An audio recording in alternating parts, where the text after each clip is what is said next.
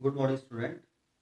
आज हम स्टार्ट करेंगे आगे रिलेशन से इक्विवेलेंस रिलेशन कि हमारा इक्विवेलेंस रिलेशन कौन सा होता है। कोई भी रिलेशन आपका इक्विवेलेंस रिलेशन होगा यदि वो तीन कंडीशन सेटिस्फाई करता है। फर्स्ट, वो रिफ्लेक्सिव होना चाहिए। हमारा रिलेशन क्या होना चाहिए? रिफ्लेक्सिव। मींस कब होगा रिफ्लेक्सिव? यदि ए एक रिलेशन में होना चाहिए। For all a belongs to given set, जो भी आपका सेट है जिसके अंदर जो जो एलिमेंट हैं उन सभी का डबलेट यहाँ होना चाहिए, तो रिफ्लेक्सिव कह सकते हैं। सेकंड, सिमेट्रिक भी होना चाहिए।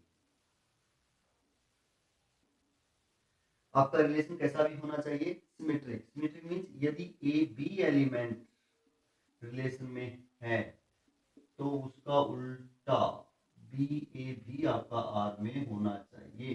For all a b belongs to set a में जितने ए बी हैं और उन एलिमेंट के लिए यदि ए भी आर में है, कोई भी एलिमेंट ऐसा मिलता है हमें कि आर में है, तो उसका रेसिप्रोकल होना चाहिए, उसे हम सिमेट्रिक कहेंगे। तो आपका रिलेशन सिमेट्रिक होना चाहिए। थर्ड कंडीशन ये है कि जो हमारा रिलेशन है वो ट्रांजिटिव भी होना चाहिए। क्या होना चाहिए? ट्रांजिटिव।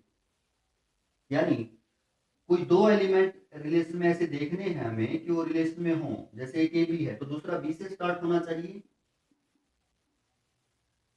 बी सी ये आर में है। मान लिया कोई दो एलिमेंट हमें इस प्रकार के रिलेशन में मिल जाते हैं, तो तीसरा एलिमेंट आपका ऐसा ए सी आर में होना चाहिए, तभी तो हम कहेंगे कि हमारा रिलेशन कैसा है?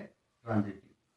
यानी ये तीनों कंडीशन सेटिस्फाई जो रिलेशन करता है उसी रिलेशन को हम क्या कह सकते हैं? Equivalence relation. ये जो तीनों हम पढ़ ही चुके हैं, तो हम बता पाएंगे कि कौन सा रिलेशन हमारा इक्विवेलेंस रिलेशन है। इसके बाद आता है एक छोटा सा टॉपिक है कि इक्विवेलेंस क्लासेस क्या होती हैं। इक्विवेलेंस क्लासेस के बारे में पढ़ेंगे, हम देखते हैं क्या होगा। अब हम पढ़ेंगे इक्विवेलेंस क्लासेस के बारे में कि इक्विवेलेंस क्लासेस क्या होती हैं। जैसे मान लिया ये आपका कोई सेट है जिसके चार एलिमेंट हैं, ये रिलेशन है, कोई भी रिलेशन के एलिमेंट है। अब एक तो ये कि जो इक्विवेलेंस क्लासेस हैं वो हर एक एलिमेंट की निकलती है। हम हर एक एलिमेंट की इक्विवेलेंस क्लासेस निकाल सकते हैं। बट कौन से रिलेशन कैसा होना चाहिए? आपका इक्विवेलेंस रिलेशन होना चाहिए। जो आपका रिलेशन है आर है वो इक्विवेलेंस होना चाहिए, तभी आप फाइंड आउट कर सकते हैं, अदरवाइज नहीं।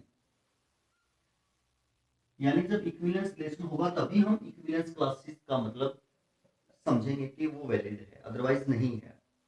अब प्रत्येक एलिमेंट की इक्विवेलेंस क्लासेस होंगी। मान लिया ए में सेट में कोई एलिमेंट एक्स है, तो उसकी इक्विवेलेंस क्लासेस को हम इस प्रकार से या ए एक्स इस प्रकार से लिख सकते हैं।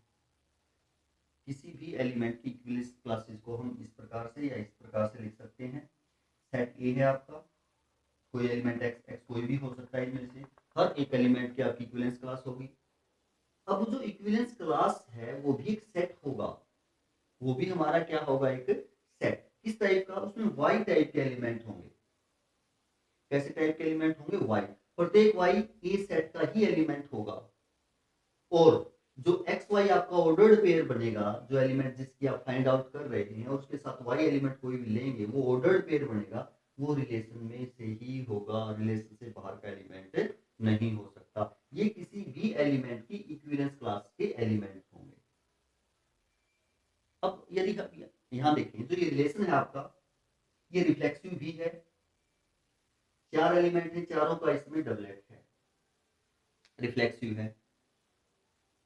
सिमेट्रिक देखते हैं, 1 2 है इसमें, 2 1 इसका रेसिप्रोकल है, तो 2 1 का ये रेसिप्रोकल होगा।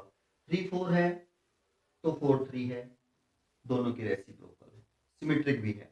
ट्रांजिटिव भी है ये कि आप कोई भी ए बी एक एलिमेंट देखें, बी सी देखें, तो ए सी भी इसमें है, तो आप कह सकते हैं कि सिमेट्रिक भी है।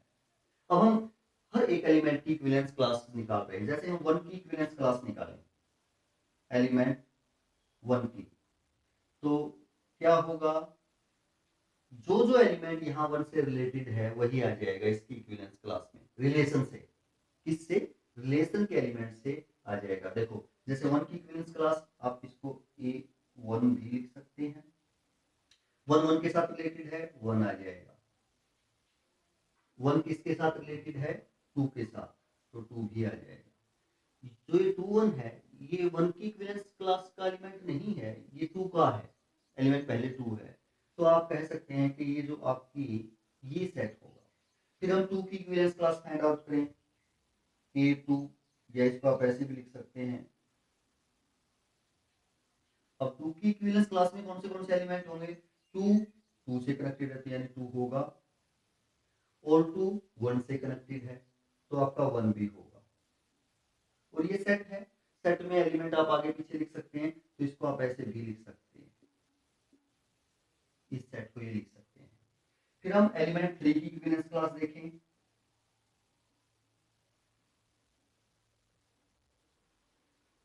थ्री थ्री के साथ है तो थ्री होगा, और थ्री के साथ कौन होगा? फोर होगा, ये कह सकते हैं। फिर हम फोर की देखें,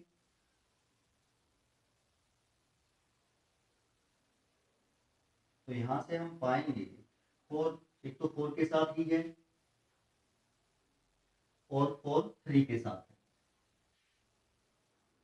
और इसको आप सेट में क्या ही लिख सकते हैं? थ्री फोर ही लिख सकते हैं।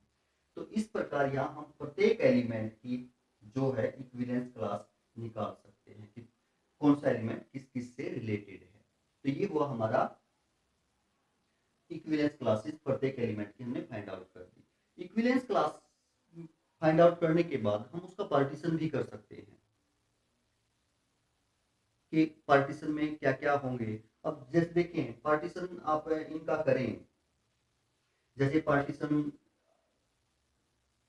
में हम यहाँ देखें कितने पार्टीशन हुए हैं, यानी सेट तो सारा एक ही था आपका, इस सेट के साथ कुछ राजनीति हुई और ये अलग अलग पार्टीशन हो गए। तो यहाँ हमारा एक पार्टीशन देखो, ये और ये सेम पार्टीशन है, तो यानी एक पार्टीशन आपका वन टू है, ये और ये सेम है, और ये सेम है, दो पार्टीशन हो गए आपके यहाँ।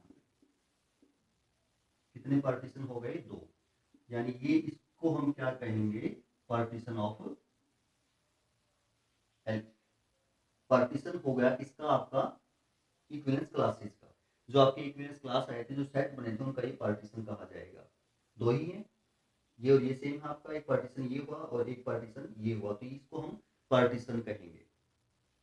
अब जो ये पार्टीशन हुआ है इससे हम ये भी बता सकते हैं कि हमारा सेट क्या था, हमारे सेट के एलिमेंट क्या थे। देखो जैसे यहाँ वन टू है, यहाँ थ्री फोर है, तो इसका हम जो यहाँ टोटल एलिमेंट बनेंगे आपके वही आपका सेट था, वन टू थ्री फोर, ये सेट था। अब जो पार्टीशन करते हैं यदि हम उनकी यूनियन देखें तो आपका सेट ही बनेगी। यदि हम उनकी यूनियन देखें यानी P1 यूनियन P2, इस और इस सेट की यूनियन आप निकालेंगे तो आपका सेट जो है, जिस सेट के आपने पार्टीशन किए हैं वही आपका सेट बन पाएगा। और इंटरसेक्शन हमेशा पाई ही आएगा क्योंकि एक दूसरे से रिलेटेड ही नहीं है।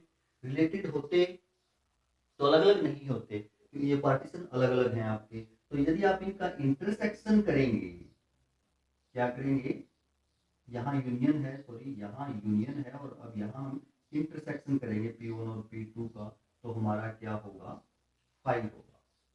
तो हम कह सकते हैं कि जो पार्टीशन का इंटरसेक्शन है वो ऑलवेज क्या आएगा? आपका 5 आएगा। इस सेट और इस सेट का जो आपका इंटरसेक्शन है क्या रहेगा? 5 रहेगा।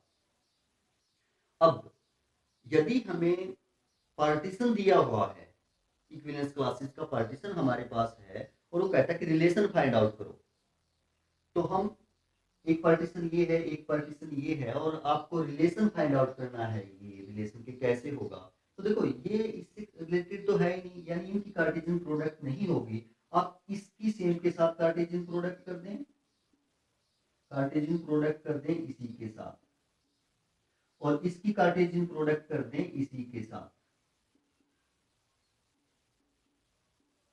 तो हमारा रिलेशन आ जाएगा। देखें करें हम, यदि वन की वन के साथ वन आ जाएगा, वन की टू के साथ वन टू आ जाएगा, फिर का 2 एलिमेंट 2 1 फिर 2 की 2 के साथ ये कार्टेशियन, फिर इसकी करेंगे और उसका यूनियन बनेगा, जो भी पार्टीशन है उनकी कार्टेशियन प्रोडक्ट का यूनियन।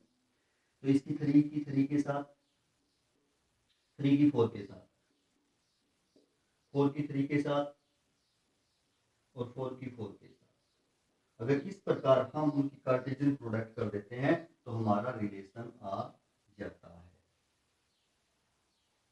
तो इस प्रकार हम समझ पाए होंगे कि इक्विवेलेंस क्लास क्या होती है, यानी हम कह पाएंगे कि जो सेट है आपका और जो उससे रिलेशन बनता है वो इक्विवेलेंस होना चाहिए। फिर हम तभी इक्विवेलेंस क्लासेस फाइंड आउट कर सकते हैं, और सेट में जितने एलिमेंट हैं प्रत्येक एलिमेंट की इक्विवेलेंस क्लास निकल सकती है। कैसे निकलेगी वो आप रिलेशन से फाइंड आउट कर सकते हैं। हर एक एलिमेंट की, जो आप 1 की निकाल रहे हैं तो वही एलिमेंट शामिल होंगे जो 1 से रिलेटेड है, 2 की निकाल रहे हैं तो वही एलिमेंट शामिल होंगे जो 2 से रिलेटेड है, 3 की निकाल रहे हैं तो वही एलिमेंट शामिल होंगे जो 3 से रिलेटेड है, 4 की निकाल रहे हैं तो वही एलिमेंट शामिल होंगे जो 4 से रिलेटेड है। उसके बाद हम उनका जो क्लासेस आपने निकाले उनका पार्टीशन कर सकते हैं। देख लेंगे कितने पार्टीशन आपके हुए हैं सेम अलग अलग। ये और ये सेम है तो इसको एक ही लिखेंगे, ये और ये सेम है तो इसको एक ही लिखेंगे। 2 हुए हैं या 3 भी पार्टीशन हो सकते हैं, 4 भी पार्टीशन हो सकते हैं। तो हमने पार्टीशन फाइंड आउट कर दिया। फिर यदि पार्टीशन की यूनियन पूछता है तो हम कहेंगे कि वो आपका सेट ए ही होगी। इंटरसेक्शन आपका क्या होगा, फाई ही होगा, क्योंकि वो रिलेटेड नहीं है एक दूसरे से। पार्टीशन ही होने के बाद तो रिलेटेड कहाँ रहते हैं। फिर यदि आपको रिलेशन फाइंड आउट करना है, आपके पास क्या है, पार्टीशन है सेट का इक्विवेलेंस क्लासेस के, तो आपको रिलेशन फाइंड आउट करना है तो आप उसी सेट की उसी के साथ कार्टेशियन प्रोडक्ट निकालेंगे। जितने पार्टीशन है उन्हीं की एक दूसरे के साथ कार्टेशियन प्रोडक्ट निकालेंगे हम, और फिर उसकी यूनियन कर देंगे। कार्टेशियन प्रोडक्ट करने के बाद वो सारा आपका क्या होगा, रिलेशन होगा। तो आशा है आपको समझ में आया होगा इक्विवेलेंस रिलेशन क्या होता है और इक्विवेलेंस क्लासेस क्या होती है। पढ़ते रहिए और आगे बढ़ते रहिए। धन्यवाद, थैंक यू।